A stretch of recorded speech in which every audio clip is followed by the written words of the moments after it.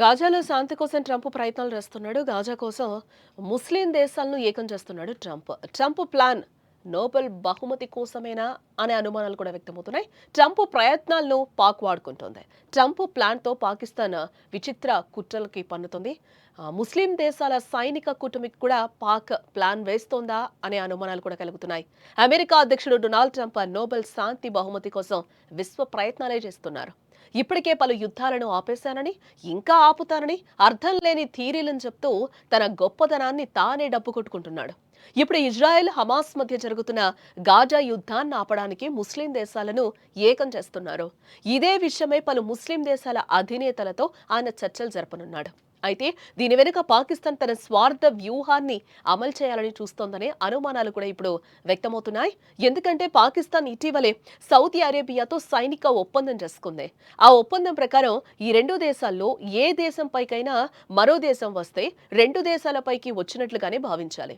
ఇప్పుడు ట్రంప్ ముస్లిం దేశాలను ఏకం చేస్తే ఇదే తరహా ఒప్పందాన్ని అన్ని ముస్లిం దేశాలతోనూ కుదుర్చుకోవాలని పాకిస్తాన్ భావిస్తోంది. తద్వారా ప్రపంచవ్యాప్తంగా ముస్లిం దేశాల సైనిక కూటమికి తానే నాయకత్వం వహించాలని పాకిస్తాన్ ప్లాన్ చేస్తోందని నిపుణులు విశ్లేషిస్తున్నారు.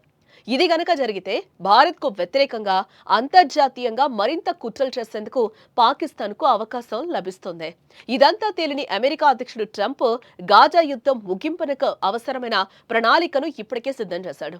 శాంతి తర్వాత అక్కడ పాలన ఎలా ఉండాలన్న అంశాలు కూడా ఇందులో రాసి పెట్టుకున్నట్లుగా తెలుస్తోంది. ఈ ప్రణాళిక గురించి ఈరోజు Saudi, UAE, Qatar, Egypt, Jordan, Türkiye, Indonesia, Pakistan నేతలతో ట్రంప్ చర్చలు జరపనున్నాడు. ట్రంప్ ప్లాన్ లో ముఖ్యంగా 3 అంశాలున్నాయి. మొదటిది బందీలను విడిచిపెట్టడం, రెండవది గాజా నుంచి ఇజ్రాయెల్ దళాలను ఉపసంహరించటం, ఇక మూడవది హమాస్ పాత్ర లేకుండా యుద్ధానంతరం గాజా నిర్వహణ వ్యవస్థను ఏర్పాటు చేయడం. ఈ ప్రణాళికలో చేరడానికి ఇండోనేషియా ఇప్పటికే సుముఖత చూపింది. అంతర్జాతీయ దళాలతో కలిసి తమ సేనలను పంపుతామని ఆ దేశం ప్రకటించింది. మరి మిగతా దేశాలు ఎలా స్పందిస్తాయో కూడా చూడాల్సిన అంశం. మొత్తానికి ట్రంప్ ప్లాన్ ఎంతవరకు సక్సెస్ అవుతుందో కూడా చూడాలి. కానీ ఈ ప్లాన్ వెనుక ఉన్న పాకిస్తాన్ కుట్రల పట్ల భారత్ అప్రమత్తంగా ఉండాలని నిపుణులు సూచిస్తున్నారు. అయితే ఎన్ని ప్రయత్నాలు చేసినా పాకిస్తాన్ భారత్ను ఏం చేయలేదు. ఒకవేళ పాకిస్తాన్ ముస్లిం దేశాల సపోర్టును పొందినా భారత్తో కయ్యానికొస్తే మాత్రం మట్టి కరవడం ఖాయం. పాకిస్తాన్కు సపోర్ట్ ఇచ్చే ముస్లిం దేశాల సంఖ్య చాలా తక్కువ.